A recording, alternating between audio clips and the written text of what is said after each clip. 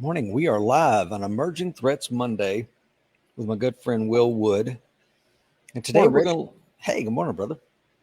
While we're waiting for folks to jump on, Will, let's talk about sponsors for the American right. Warrior Show. And of course, my name is Rich Brown, co-host, co-founder of the American Warrior Society and the American Warrior Show, America's leading self-defense podcast. And Will and I decided to reboot Emerging Threats Monday for 2021. And we are going to talk to you about a series of potential problems. Like last week, Will discussed with us what's going on with Evergrande in China. And today we're going to talk about semiconductors and why that's a problem that you definitely need to have on your radar screen. But before we do that, thank you to the 9 folks that have already jumped on. Let's talk about our sponsor, Century Martial Arts, makers of the Bob XL. Take your striking game to the next level with the Bob XL. APPHemp.com. My good friend Jesse Ross and his family grow in some really outstanding CBD products in the mountains of Asheville, North Carolina. Those products can help you sleep better, function better, better cognitive ability, and definitely reduce the inflammation in your joints. Check them out, APP Hemp. Of course, we have a link, AmericanWarriorShow.com. Hit that link and go, and you will find discount codes to all of our amazing sponsors. Thank you to the 12 folks that are on. We're going to be talking about the emerging threat of semiconductors and how that could lead us to a terrible war in China. We'll talk about the cool fire trainer as well real quick. What's better than dry fire? Well, of course, it's cool fire.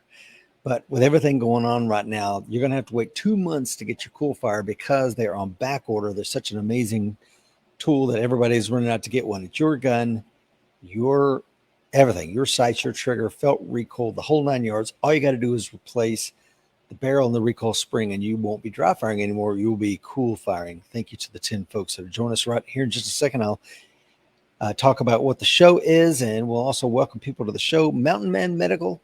We finally have that co-branded trauma kit. Go and pick one up so that you and your family are safer. Precision Holsters, last but not least, makers of the tactical belt that I'm actually wearing right now to keep my trousers up and hold that Ultra Appendix holster from Precision Holsters in there. And I just signed up to shoot the Tennessee State Championship next year, IDPA, in April. So looking forward to that. And I will be rocking my Precision Holsters competition line. Let's see who is on. Well, John is on from Yukon, Oklahoma, AWS coin number 1919. If you want to find out what a coin number is and if becoming a member of our self-defense community is the right thing for you, you're going to have to go over to AmericanWarriorSociety.com. Skip is on.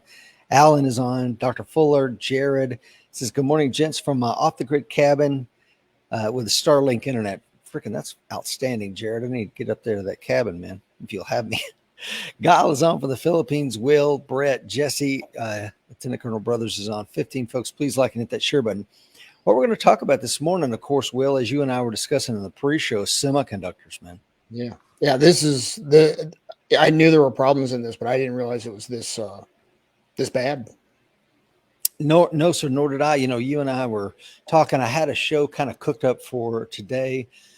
We were going to talk about the Fed. We were going to talk about interest rates. And then as I was driving out to Walmart yesterday, I was passing the dealerships, and I drove by the Dodge dealership, and I'm like, I've been noticing there's no new cars on the lot.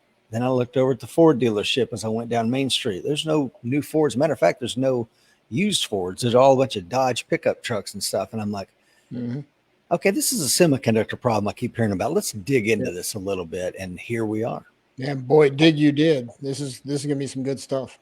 Yeah, and I've got references, just like last week, Will gave us references to everything that he discussed with Evergrande. I've got references for you on all the stuff that I used to put today's show together. Gordon is on, Paul, Jeff is on. He says the southernmost AWS member. Of course, Jeff is down there in Key West. That sailboat is looking great, brother. I hope you take sail very soon. Let's talk about trade deficits. We're going to start with that, Will, as a jumping off point. And one of the reasons we're going to do that is because economists are kind of split on whether a trade deficit is good or bad. I'm going to come out and say probably bad. And for those of us that don't really understand what a trade deficit is, it's whether a country imports or exports more. So since 1975, we have run a trade deficit to the tune of right now, currently it's like $700 billion. So we export $700 billion less than what we take in, which is a problem. I think it's a problem. It's a problem for a variety of reasons. Some of them are, I don't know, if you import more than you export, may mean people don't want what you have. There could be unfair trade conditions like President Trump, of course, called out with China, and we're going to talk about in just a moment. It may mean your economy relies too much on foreign imports, and of course, that could be bad. Or you've shipped your jobs overseas, or all four of those things, or maybe something else. So as we saw, we run this $700 billion trade deficit. Now in 2016, President Trump came out and said this is a problem. We were running like a $346 billion deficit. So it's doubled since 2016. Wow. And the reason it doubled is because, he put these four measures in place, and we can go into them if you want. It's not necessarily that important. But what it did is it forced us, because we started doing less trade with China, believe it or not. So the trade flow diverted from China and meant that we had a higher deficit with Europe, Mexico, Japan, South Korea, Taiwan, etc. So you could say it was kind of a failure. I wonder, was part of that, obviously to hurt the Chinese, but also to reward our allies, because everybody you just listed there is at least nominally an ally compared to China. Yeah, that's true, man. And I also wonder too, if because we were getting goods cheaper, perhaps in China, now we're buying European goods more and Mexican goods more, that maybe those are more expensive. So that's what part of the 2x increase. Could be. So this trade deficit and the way that Trump responded to it with his 4-part plan led us into what we all know is a trade war with China. And part of this problem that President Xi Jinping said in the economic forum this year was competition is for pursuing excellence, not for killing off a rival. And one of the things that Biden administration come up with a 3-point plan to compete, confront, and cooperate with China. So he and President Biden, of course, is still pursuing some of the same policies that Trump did as well. But here's the thing, if the U.S. wants to retain some sort of moral authority on this, we really need to look at what we're doing at home, because we are really seen as a politically weak right now with regard to what the debacle in Afghanistan. You and I were talking about that before the show. Yeah. So another thing you need to understand is China needs semiconductors, obviously, to run its economy. And semiconductors, as I would have thought before I did the research, is something, I know a factory makes them, and what's the problem? Right. Well, the problem is, as we will talk about in the show today, is this supply chain is so damn complex. It's the most complex manufacturing that's ever been done in the history of the world, obviously. And one of the things that the U.S. did to tighten its stranglehold on China is, of course, it banned semiconductors, any kind of semiconductor parts that may be sent to Huawei, which is the number one cell phone in the world, far beyond Apple and Samsung and everything else. So we add Huawei to this thing called the entity list, which means that U.S. companies can't sell parts to Huawei. And or you have to get a license, but the U.S. I don't think has ever granted these licenses, so that's kind of irrelevant.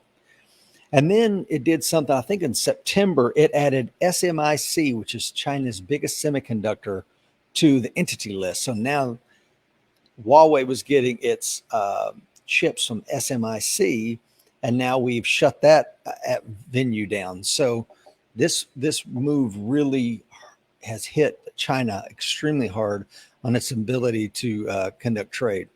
Okay. Now, is it also affecting, because there are Chinese produced aircraft, cars. Did you run across anything that it's hurting those types of productions over there?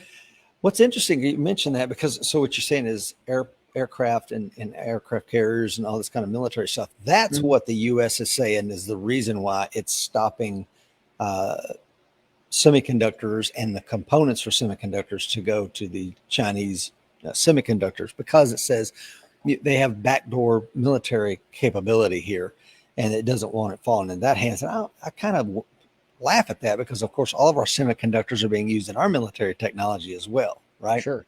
Yeah. So the U.S., I didn't really realize this either, Will, that the U.S. dominates the supply chain for semiconductors. And as we move further into the future, everything has a chip in it. You know, this mouse that I have in my hand, of course, has a Mm-hmm. semiconductor in it. The vehicles Yep. we use, the coffee makers, every freaking thing in our interconnected world has semiconductors. So it is in a sense like oil is, Yep. and that is it is ubiquitous for our economy to move forward. And here in a little bit, I'm going to juxtapose the situation we find ourselves in with strangling China and their ability to get semiconductors with how Cordell Hull, as Secretary of State for Franklin Delano Roosevelt, did the same thing with oil because in 1940, 1941, 80% of all of Japan's oil came from the U.S. So when we said, hey, man, we're shutting off your oil, it caused Japan, of course, to see a no other option. So my Mm-hmm. concern is, will China feel the same way with regarding Taiwan? I guess it remains to be seen. Well, it certainly explains a lot of the stuff going on with Taiwan. You know, all the aircraft overflying there the last week or so, and Yeah. ratcheting up the tensions there. The artificial islands they're building, or whatever the right term is, they're real islands once you build them, I guess. Yeah. But you know, all that stuff starts making a lot of sense on a bigger picture. It does, so Taiwan broke away from China, I guess, in 1949 at the end of their civil war, and ever since then, China said, "Yeah, you didn't break away from anything. You're still part of our country." But of course, recently, a couple things have been coming into play, and I don't know how far we need to get down into this, but recently, Taiwan put together a plan that it wanted to join this summit that was going on, or this trade agreement that was going on in the Asian theater. And China's Mhm. like, hey, man, you can't be part of this because we've already done it. So, and you're part of us. So uh, we don't recognize this agreement. But let's pause on that for a second because I want to talk about one of the reasons why we see semiconductor shortage. For one, obviously, it's COVID, right? People stopped working, the Mhm. chips weren't necessarily being manufactured, but Yep. also Huawei, as soon as the US said we're not going to allow our businesses to sell semiconductors or semiconductor parts to you, they started stockpiling semiconductors, and they had never done that Mm. before. But because they have to maintain production, they've stockpiled 3 to 6 months worth. And this is something that has never been done before, is stockpiling of chips. So, but again, that stockpile will run out, and it's probably running out now. Now, I think China in this trade war, one of the things that they really come to realize is the strategic implication of the China's reliance on the U.S. for its semiconductor chips, and so the Taiwan. Let me back up. Let's talk about. I guess we could talk about how complicated the supply chain is because, well, I don't want to get ahead of myself. I guess the U.S. is playing a dangerous game of chicken with China on the semiconductors by Okay. cutting them off. What is the potential ramifications for that? It's like poking a guy in the chest at the bar, right? You hear, you know, they know what they're messing with, but we really don't, because we don't know exactly how they'll react to having that cut off and seeing their capabilities impacted by that. Yeah, and so we talked about China's feeling the loss, and so it has two other semiconductor companies, Tense Holdings and Beijing ByteDance, and they've been making some breakthroughs, but it's still based on U.S. technology, and they're still 10 plus years behind where Taiwan is. So there again, if you look at Taiwan's company, it's a Taiwan Semiconductor Manufacturing Corporation, TSMC, as well as South Korea's Samsung. They are leading the world in semiconductor manufacturing. We'll give some statistics on how they are. So what China does is, in September of last year, when the U.S. added these Chinese semiconductor companies to their entity list to shut them off, Mhm. China went, hey, no problem. So they turned to Holland and say, hey, we need to get this machine from you guys, which is uses extreme ultraviolet. I don't know, some kind of big fancy machine that helps manufacture semiconductors. But and so the Netherlands sells it to China. Mm-hmm. And then the Biden administration puts pressure on the Netherlands, and they renege with China on this deal. This happened a couple of months ago. Okay. So the machine has not been delivered. So here's where we talk about a potential road to war, because it's put China in a very tenuous place where they have to have semiconductors to conduct their trade. All the semiconductors that they get have our fingerprints on them, so they're over reliant on it. Just like Japan had to have 80% of its oil from the U.S., China has 100% of its strategic semiconductors coming out of the U.S. So, and you look at Japan invaded Indonesia to try to get some oil fields, and it also tried to create synthetic oil from coal. It tried a whole host of things before it decided to attack Pearl Harbor. But another thing, when you look at Japan, Will, they were running the Japanese Navy in 1940 was using 400 tons of oil a day to keep their ships running. Holy And cow. I know. So when the U.S. says, we're not going to give you oil anymore until you get out of China, then they decide, okay, we have to go to war. And if you look at Cordell Hull, did not think that Japan would go to war. Right. Because Japan had put forth a couple of different things, like, okay, we'll pull most of our troops out, we'll leave Indochina, but you got to agree to give us a certain amount of oil. So it looked like they were negotiating right up until the end, when they did not, right until the bombs started falling. And also, Japan misread what the U.S. would do. Japan, the chief Japanese strategist for the America, had graduated from the University of Oregon, and he was telling the emperor and everyone else in Japan prior to Pearl Harbor, look, here's what's going to happen. The U.S. is going to see that it's got an entire hemisphere that it's lost, and it just got punched in the face. It'll lead to an armistice, and we'll get our oil back. And of course, strategic miscalculation. I believe the Marines had a little something to do with the little payback over there. Yes, they did. So again, we see that Japan was willing to do this over oil. Will China be willing to take Taiwan for semiconductors? I don't know. I mean, you look at, look what happened with our supply chain at the start of COVID, right? We didn't realize just how dependent we were on China for, PPE, of course, but also drug manufacturing and everything else. And since then, there's been a big push to bring that back, back to the States. Is that going to happen there as well? And, are they going to continue to form strategic partnerships using the Belt and Road program to facilitate that? Yeah, I'm not sure. Dr. Fuller asks, Will, he says, there's a show topic for you, Rich. What does a full-scale non-nuclear war with PRC look like? And it's interesting because we war gamed this last year, and we got our asses kicked in this war game. I don't know if you're familiar with that. I'm not. Who did it? I'm assuming the Pentagon at some level. The Pentagon did, and what I read about it, and of course it's in the reference today, is there was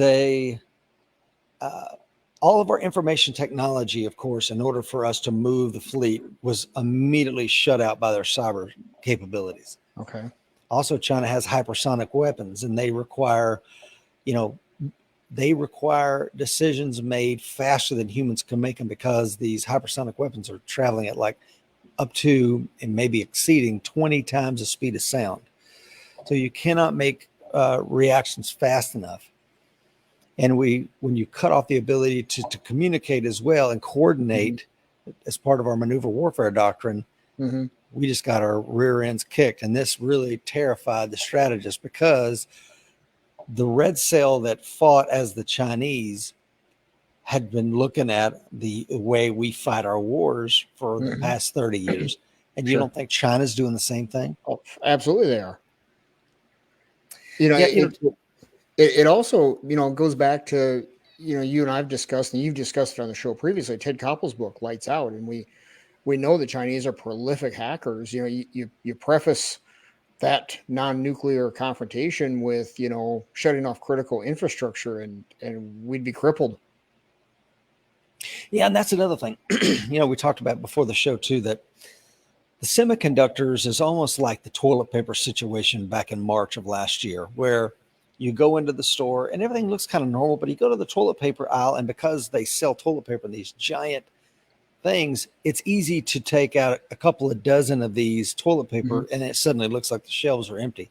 I think it's the same canary in the coal mine effect when you look at the dealerships in your hometown and you see the Ford dealership has no new cars. Yep. And you think, well, those are large, bulky items that require semiconductors. But I think it could be a canary in the coal mine for potentially everything. So it's a problem. Now I know that China for the last 2 decades have been working to try to fix this problem.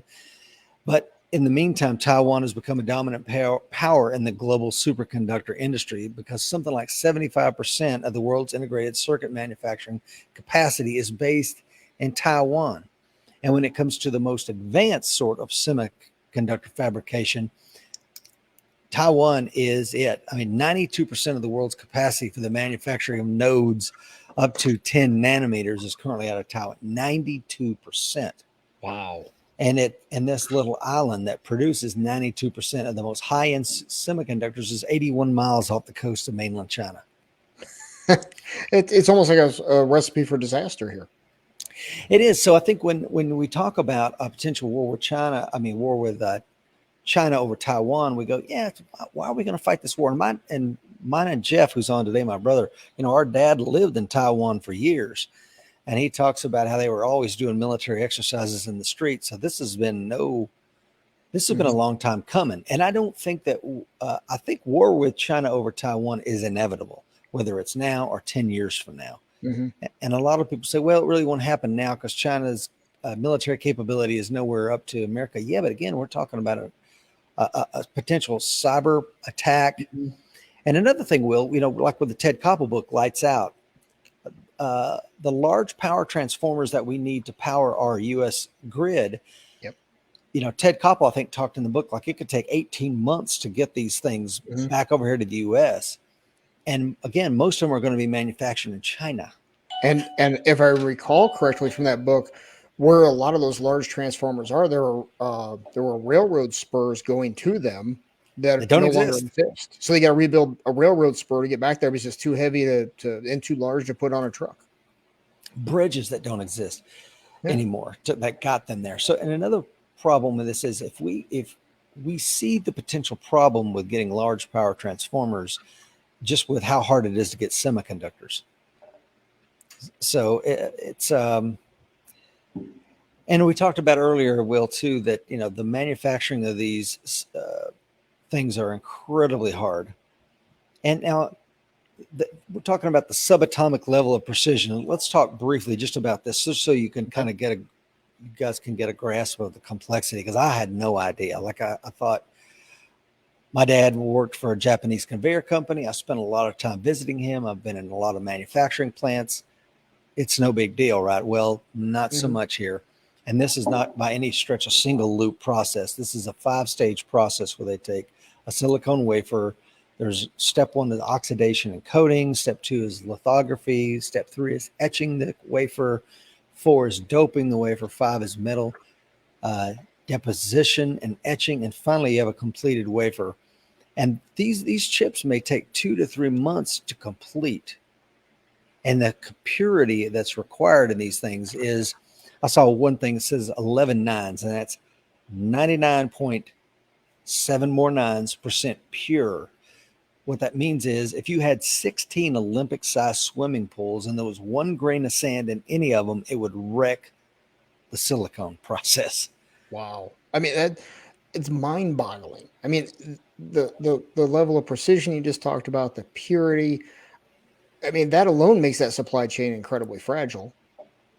It is incredibly fragile is the exact way to look at this thing, because, well, let me back up. I'm going to tease one other potential problem here. Okay. If you look at North Korea tested a hypersonic weapon over the last week. So now we know that North Korea has, in fact, a hypersonic weapon. It should terrify everybody because those things are the future. And it may lead to, if we know that we cannot, what normally happens with a ballistic missile is it goes up in the outer space and it kind of lets gravity help it fall to Earth, right? Okay. That's not the way a hypersonic weapon works. It's flying hypersonic speeds the entire way to the target.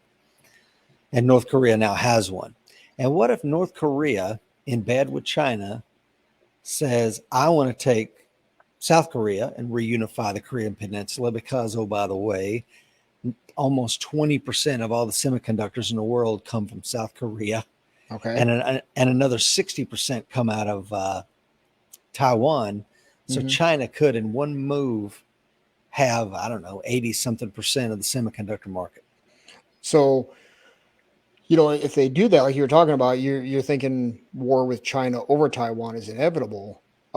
It could kick off with Korea. They could double down and do both at the same time, and in the process, cripple our capability both for manufacturing and for war fighting capabilities. Yeah, that's exactly right. And or China could go it alone, but I just see this as you could get two birds with one stone, especially because I don't think regardless of how you feel about President Biden, our enemies are watching and the EU is watching. And recently, the EU said that they're trying to get FaceTime with Xi Jinping, of course, Chinese president. That's the new thing, because they see them as the coming dominant superpower because they saw what a group of goat herders did to us in Afghanistan. We ran with our tail between our legs. So if we're not willing to fight there, we're willing to let our enemies take over that region, then why would we fight to keep Taiwan? Because after all, we have there's a Taiwanese Defense Act, I think, that was signed in the late 70s, but it doesn't say we will come to their aid militarily. All it says is we will give them the arms so that they can defend themselves. And there's a couple, and with the numbers China can bring to bear, there's no way Taiwan can defend itself without our help, or NATO at least. Yeah, we talked about earlier the complexity of the supply chain, but just to give you a little bit on how exactly complex it was. This is kind of staggering. A 2018 study of chemical uses in 2 semiconductor fabrication facilities found that they each use over 400 chemical products weighing 45,000 tons per year, and as many as 49 gases alone may be used in the production of semiconductors. And of course, many of those gases and chemicals have their own supply chain problems, right? Oh, goodness. Each segment of the semiconductor value chain has on average 25 countries involved in the direct supply and another 23 countries involved in the supporting those other products. So it's absolutely crazy. Matter of fact, one thing I saw was one semiconductor wafer may cross 70 different country boundaries before it gets to the end user. How's that for a complicated supply chain? Wow. And then you throw COVID in with that? Unreal. It is. So the Semiconductor Industry Association notes that one of its members, has over 16,000 suppliers, and more than half of those are from outside the United States. And again, you can't make a toaster now without a semiconductor. Oh, for sure. I mean, I think we talked about it before the show. I got new jet skis this year. I ordered them in January, and they got pushed back numerous times. I finally got them just in time for the 4th of July. And they were waiting on chips the entire time. Yeah. One of my friends bought a hot tub, same kind of deal. I had to wait over a year to get it because guess what? The hot tub has a semiconductor in it. And there's some examples of why China may not go to war with this over it. And I won't go into them because it has to do with the 4 stages of the process and how, for example, if they did take Taiwan, I mean, all Taiwan would have to do is throw a bag of sand in the semiconductor facility, turn the fans on, and it would wreck it, right?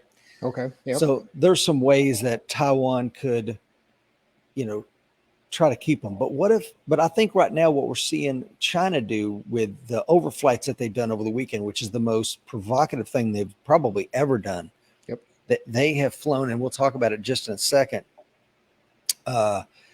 aircrafts over. Well, let's get into it. Taiwan's defense minister reported on Sunday, which was yesterday, that another 16 Chinese military planes had flown into Taiwan's airspace. And on Saturday, 2 days ago, a total of 39 Chinese military jets flew in the same area in 2 strike waves.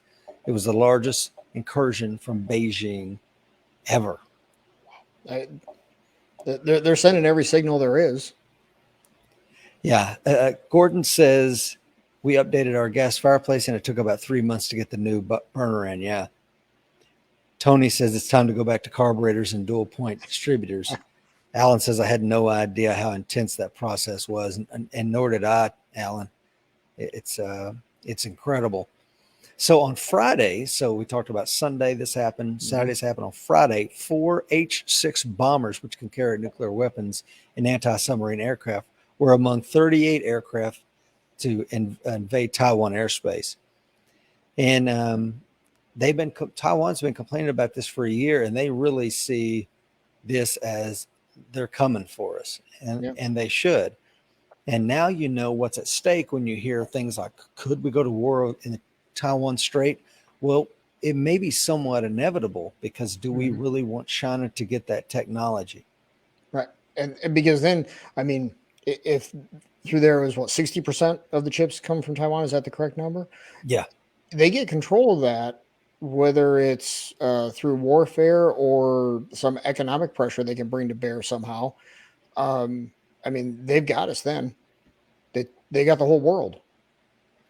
Yeah. So, and again, China, I mean, everything comes from China. But what if that one ingredient they need, semiconductors, is outside their ability to produce, perhaps for another 10 years? 81 miles off the coast, they got this breakaway island that they've been saying since 1949 is part of the mainland. You got Xi Jinping, that was recently, they took the Chinese constitution and basically threw out their presidential terms so that Xi Jinping can be president for life.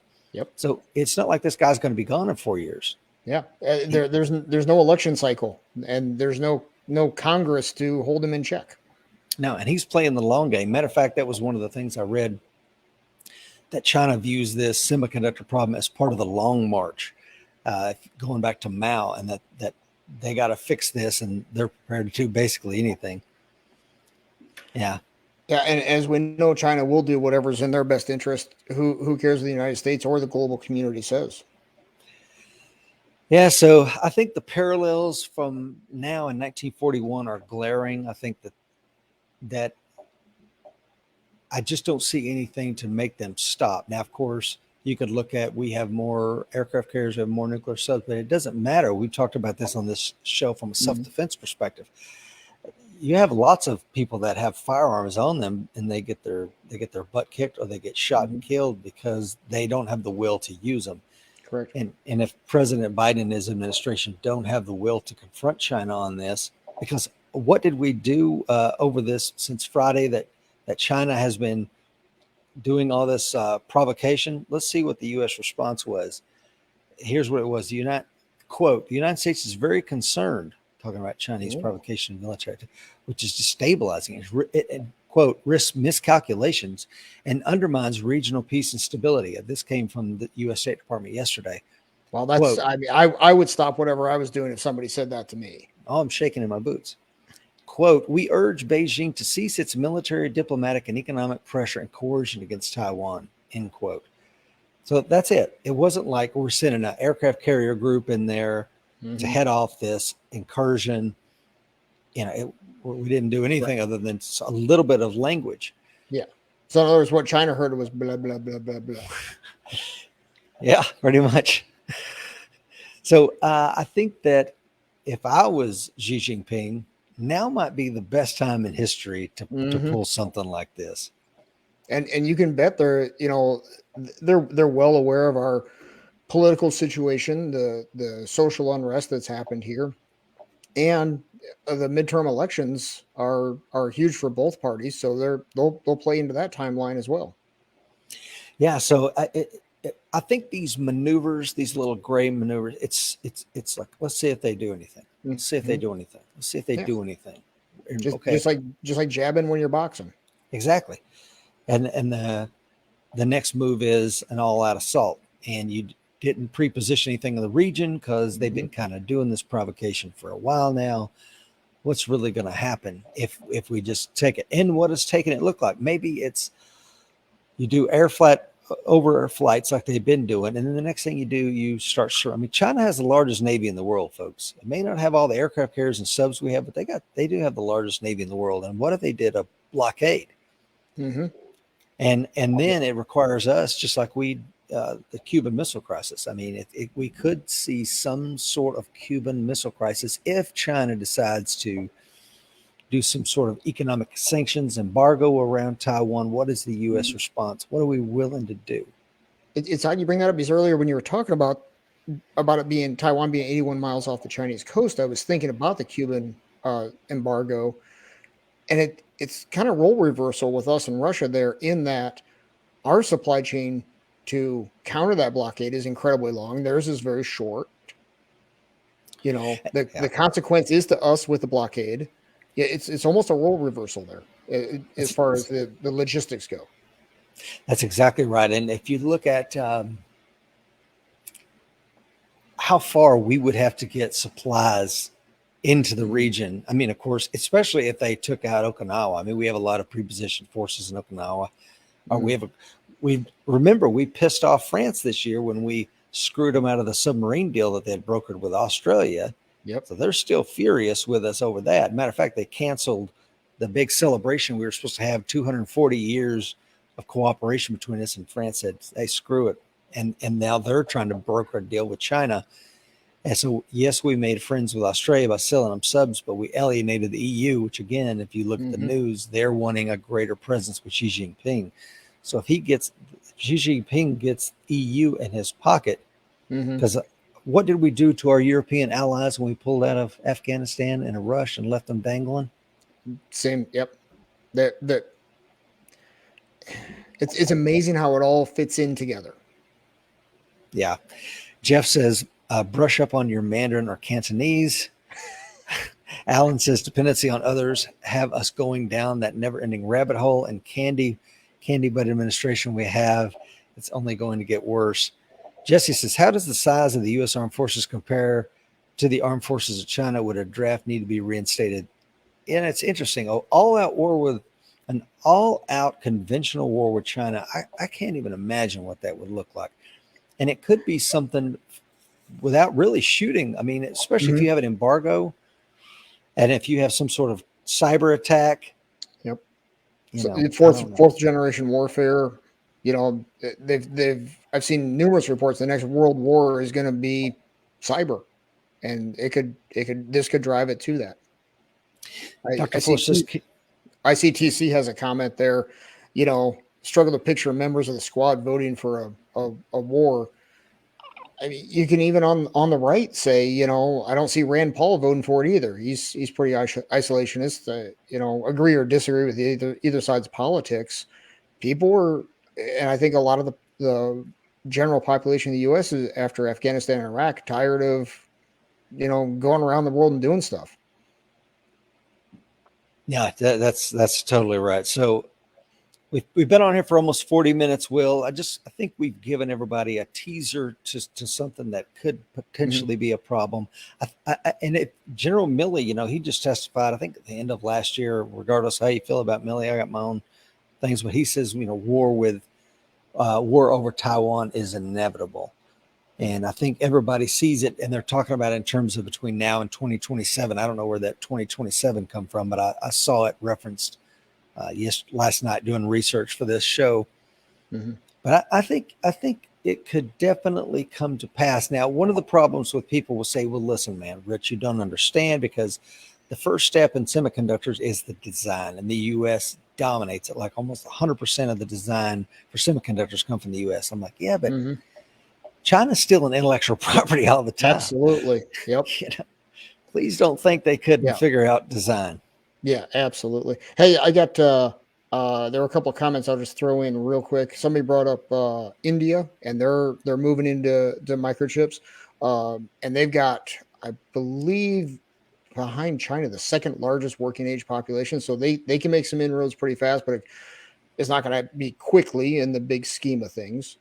Um, and uh, talking about South Korea, they're in a pretty bad recession right now, so that could influence what they do with any partnerships with China or Taiwan. Yeah, and I wonder what Japan's response would be if China takes Taiwan. You know, they have been a defensive posture, but what this is going to require, of course, it's part of their constitution that we wrote for them, is that they're defense oriented. Mm-hmm. But I mean, the whole destabilization of that region could be huge. And again, I think that if you see the will isn't there with American politicians right now to do it, I mean, I don't know, man. I can't imagine a better set of circumstances for the Chinese Communist Party. Yeah. They've been wanting to do it since Mm-hmm. 1949. Semiconductors weren't a thing in 1949, right? They were still Right. using Yeah. vacuum tubes back Uh-huh. then. Yep. So now I think the stage is really set. Well, and Japan could, if we don't respond strongly to the threats against Taiwan, Japan's going to go, well, that's the canary in the coal mine for us, right? Yeah, because they're not going to protect us either. Yep. All right. So, Well, anything else we should discuss today on no, you want to talk about what we're going to do next week?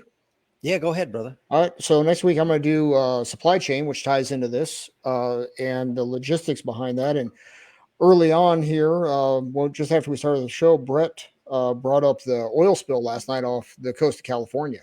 And I'm curious how that's going to develop in the next week until we talk again for supply chains out there. I'm not sure exactly where that spill happened at, if it's in the shipping lanes or it's going to move into it, but that isn't going to make anything better out there with shipping, I'm sure. No, and I think, like you and I talked about last night, Will, the idea, we talk about Evergrande and that's still unfolding. We Mm-hmm. talked about semiconductors today. Now we're going to talk about shipping and how it all kind of ties together to be one big mess. Yeah. Yep. It's a witch's brew. Yeah. Dr. Fuller says, wasn't your first job working in a vacuum tube factory, Rich? Dr. Fuller. Shots fired. Shots fired. All right. Well, you want to close this out? Yeah. Sounds great. Thanks for joining us, everybody. The fight's coming. Be ready. Bye, folks.